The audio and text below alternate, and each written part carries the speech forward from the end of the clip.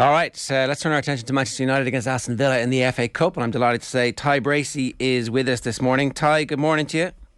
Good morning. Thank you for having me again, boys. Yeah, good to talk to you. Things have changed. The world has changed a lot since we last spoke, because Philippe Coutinho was not really a rumour, and then a very hard rumour, and then immediately done. It was like if this is how business is going to be done in future around Villa, then it's swift. You got to get ready for a bit of a shock and a bit of a surprise, and then boom, stuff happens. So what's your take on how this whole thing unfolded? I mean, when I seen the rumours first floating about, as a club, we've been used by agents to maybe get new deals for players and stuff like that. So I didn't get my hopes up too much at first, and thought, well, maybe this is just a bit of agent talk. And then the more that time went on, the more reliable sources were talking about it, and I still didn't get my hopes up too much. And then when Villa had dropped that tweet saying it was done, I was over the moon. There's obviously a little bit of concern with the quality of play and the fitness that he's had over the last couple of seasons, and yet Steven Gerrard knows this. So Villa have a get out of jail clause in that it's only a loan for the rest of the year with the option to buy. So it's not like they've been used stupidly to wind down the contract of this last part of the season by Barcelona. It's like an intelligent design going on in the background, and it's a bit of a shot to nothing, but if it works out, then it's great business. Yeah, definitely. It was one of those things where Barcelona wanted us to have it was mandatory that we purchased him at the end, and we managed to get ourselves out of that just in case. But I think that Coutinho, under the right manager, still is that player that he was a few years ago, that we've seen playing at Liverpool, and he's shown he's capable of turning up in the Premier League, and that's exactly what we want. And it's a signing of intent to show that we mean business, and Steven Gerrard has that pulling power to bring in the third biggest transfer of all time. Where's he going to play? I think it'll be a mixture of centre attacking mid and on the left wing, depending on availability and injuries with other players and what his selection is on the day. But I think predominantly you'll see him playing a 10. Okay, does that mean Emi Buendia is out of the team? I think that means Emi Buendia goes out to the right wing. I don't think Coutinho coming in changes anything with Buendia. I think they'll both work great alongside each other. Buendia's had a bit of a slow start in the Premier League with Villa, but now he's finding that confidence, finding his feet, and he seems to be playing much better under Steven Gerrard as opposed to how he did under Dean Smith. So I don't think that's going to be an issue for Buendia. Okay. Can you give us your first choice team at the moment from midfield up? So from the three in the middle? Yeah.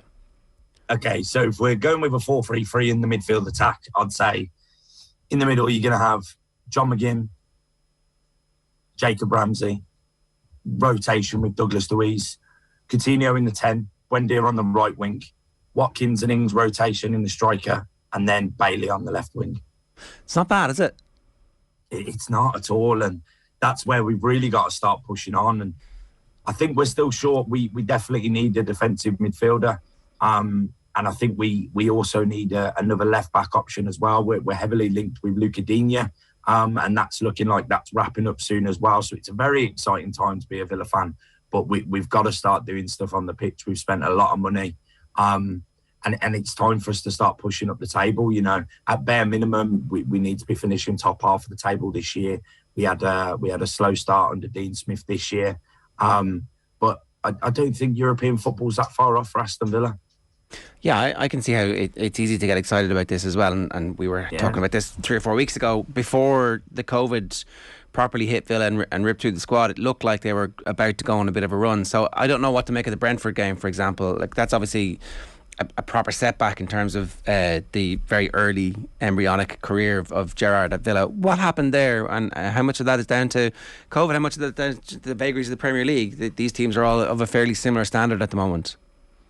Yeah, I mean, Danny Ings showed up and that he gave us exactly what we expected from him. But, you know, we went 1-0 up and Brentford come out hungrier in the second half. And I think it did show a few flaws within our squad, and that we do need to do a little bit more business. And I shouldn't really say this, but I'm glad that happened, because I wouldn't have wanted us to have, you know, had a quiet window if everything was going to start falling apart after the transfer window. I'm glad that those flaws were found against Brentford, because it's shown that we need to do a little bit more business. But I think we're so close now. I think we're on the cusp of things being a lot better at Aston Villa, and hopefully we can put that Brentford game behind us now, and it's on to Manchester United away tonight. Is there any concern with these signings that some of the best young players that Villa have at the moment won't get the game time they need to develop into Premier League players? There's obviously speculation around different players. The Guardian had a story about Karnik Chupomenko recently saying that he wanted to get out, and then he got straight into the squad immediately after that. So it was interesting what that dynamic was like. I'm desperately keen to see what those players are capable of, but at the same time, this is the Premier League, and you've got to earn your stripes. So is there any concern among the Villa faithful that actually we're not going to see enough of the young players? I mean, there's no concerns personally from me. I think that it's good to have options available on the pitch and have that depth. I think we have a few players from the youth setup who are ready now to play some first team minutes. I mean, we've brought back Kane Kessler from Swindon Town after Steven Gerrard's seen how he's performed against Manchester City on the weekend. He's had an unbelievable game against Man City.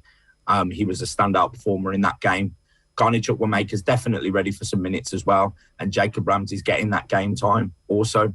So it's nice to have those options available, but players being that young, it's so hard for them to walk into, an experienced Premier League team, especially one that are going to essentially soon start pushing for European football.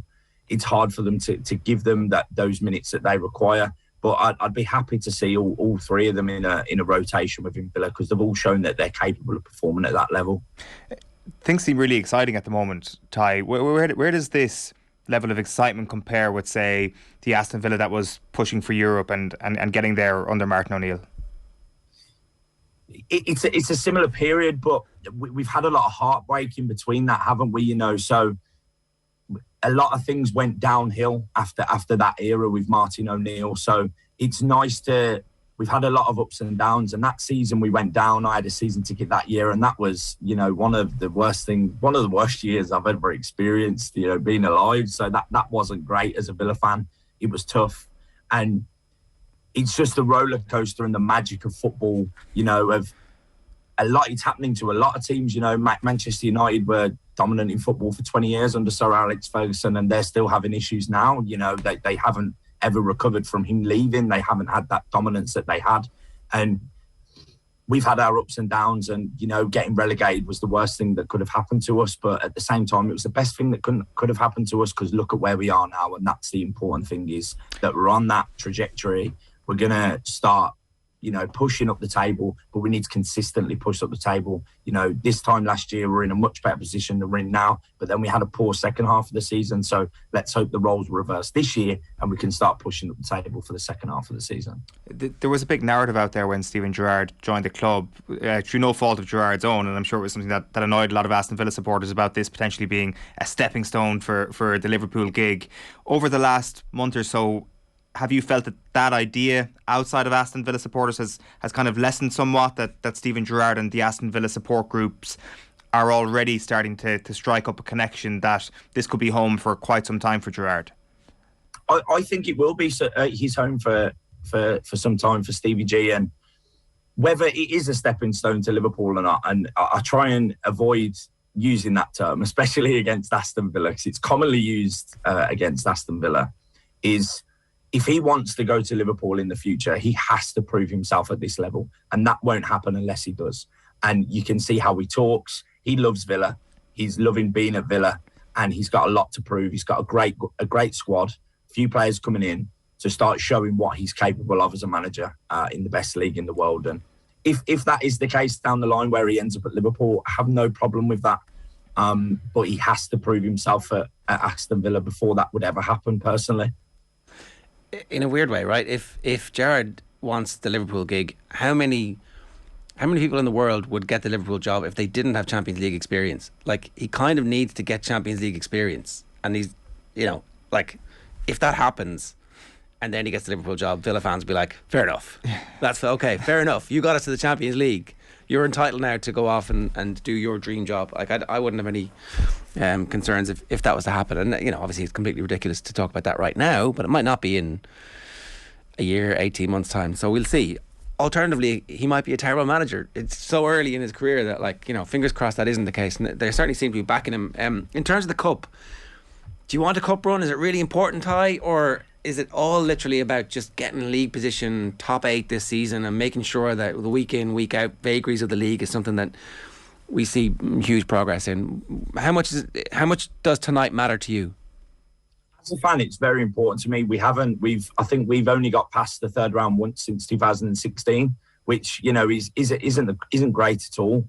So we do need a good cup run, especially in the FA Cup. There's been a lot of magic over the weekend, and the FA Cup just has some magic about it, of where, you got the likes of Kidderminster Harriers who were beating Reading, and now they're playing West Ham United.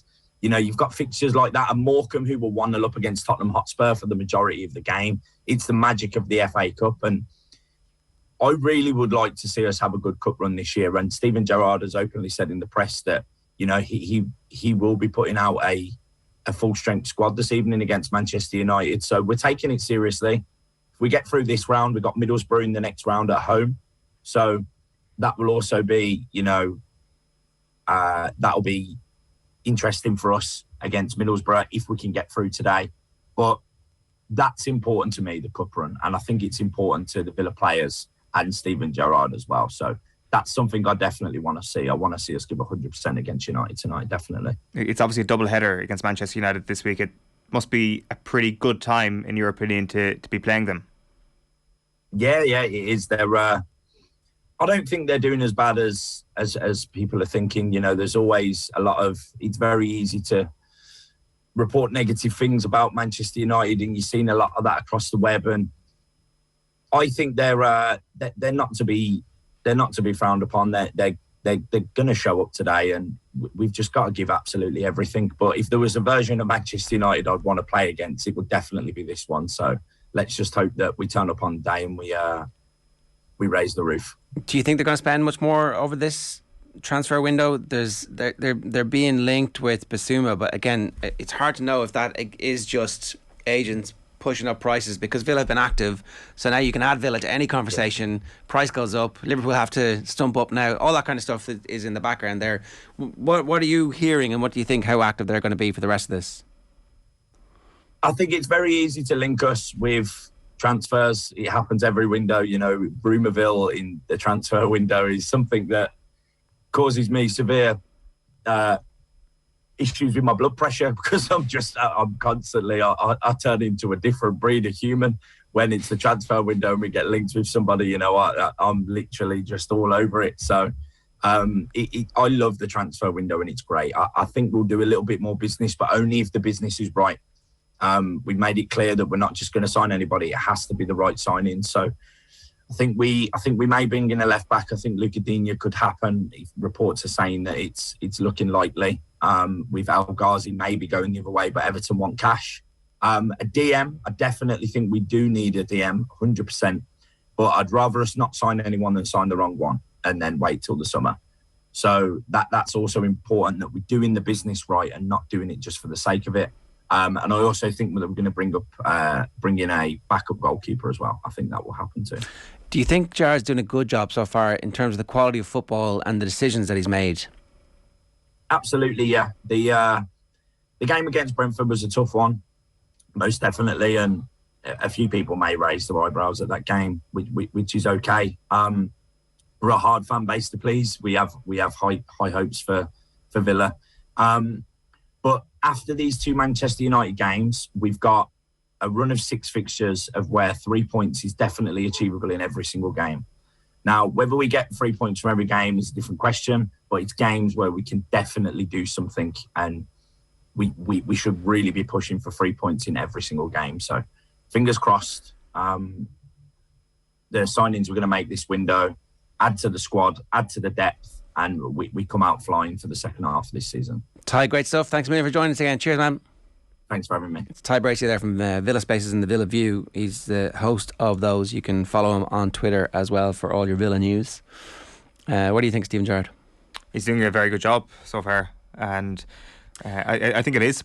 Like, it's been a slight surprise how good he's been. Like, I mean, I'm sure people who've watched a lot of Rangers over the last few years would say that, you know, that it hasn't been much of a surprise, but I still think that there was huge question marks of him coming to the Premier League and just the standard of opposition that he'd be up against. I think it's just a totally different world, managing Rangers to managing Aston Villa, and not just to do with the quality of football, just to do with the number of games you're going to have as the favourite and the number of games you're going to have as the underdog. And he's taken to being the underdog quite well, I think it's fair to say. And I mean, I'm sure as an Aston Villa fan, you're absolutely thrilled with how it's gone so far.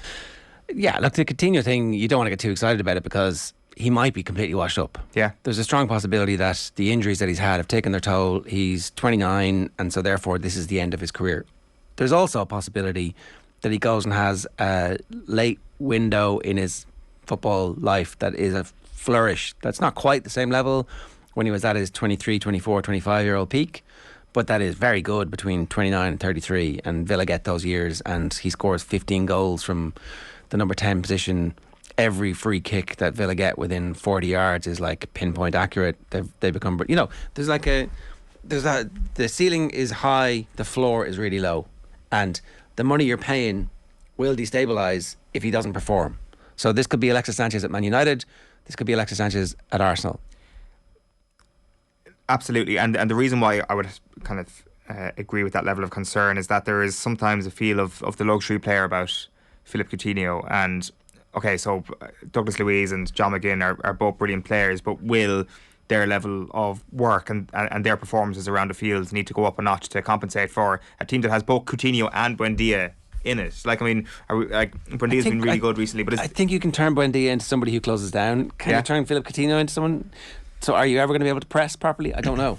I'm not sure. Like, I mean, there is a world in which, like, I know that's not the team that he listed out there. He thinks it'll be Bailey on the left hand side, but there is a world where you have like Watkins, Coutinho, and Buendia playing behind Danny Ings. Unbelievable talent in that quartet for sure. Is that a team that are going to be good enough without the ball though? I wouldn't be terribly surprised if they sell Danny Ings to Newcastle. I mean, I wouldn't either. I think that it looked like a really good signing, and I think I actually might have tipped him as potential signing of the season at the start of the year. But I think that if you're picking between Ings and Watkins in terms of the overall game, not just as a poacher and a goal scorer, I think Watkins sometimes maybe gets in ahead of Ings if you're picking that team. Granted, the actual Villa expert there said that Ings would be starting ahead of Watkins in his starting 11. Or they would rotate, and like it's possible that they replace Danny Ings with somebody who's more in keeping with what Gerrard wants to do. Like maybe Gerrard makes it work out with Danny Ings. It's hard to know. Yeah, it's true. But like also, I mean, the emergence of Ramsey over the last month or two has been really encouraging from an Aston Villa perspective. And I get why Ty would be a little bit concerned about what the young players are going to do and the opportunities that they get given. But it's someone like Jacob Ramsey having an extra competitor for a midfield spot, if we want to call Coutinho a midfielder. It's having an extra player there going to hold him back, or is it actually just going to help him? Are his minutes going to be managed a little bit better? Is the pressure going to be off him a little bit more? It might do. And yes, there are other kids in the team as well who are obviously going to be down one rung in the pecking order. But I think having someone like Coutinho in the squad around you is it's potentially a really good thing for someone like Jacob Ramsey. You would hope so. Is Luca Dean any good? I wouldn't be. I haven't ever been overly impressed with him on a consistent level. Of course, what he can do from a dead ball, what he can do technically can be superb. I would be concerned about how things have gone from Everton over the last few months. We don't know the full story there as to why Rafa has fallen out with him, but it doesn't fill me with confidence about somebody who's going to come in and add something to the dressing room. Like, I think Villa and their full backs recently with Target and Cash have been very good for them, and yes, I can see why you'd want an upgrade, but on Target that is. But I'm not sure if Dean is going to be a sustainable option there. I think that he'll come and he might bang in a couple of direct free kicks between now and the end of the season, and they're going to be pretty good for direct free kicks, turns out. Yeah, and like he'll do the spectacular quite well. I just have a little bit of concern about how things have gone for him recently at Everton, about what he's actually going to bring to a club. Yeah, okay. Well, the Sky Sports, the transfer centre, are saying that he's among Premier League players. Only Trent and Andy Robertson have created more clear-cut chances since the start of last season. Yeah, he's exceptional going forward. There's no getting away from that, and it's an exciting. It's a really exciting. Him and Coutinho will not make Aston Villa more boring to watch. they will make them appointment viewing. And I think that, in fairness, Villa are already appointment viewing at this point. They've been really good under Steven Gerrard. And to be honest with you, they were at the start of the season as well under Dean Smith. They just really quickly lost their way in October, November, and I think they've been excellent since they've come back into the Premier League. Very, very exciting to watch, even after Grealish has left. So I think you throw Dean and Coutinho into that mix, and they're a must-watch team.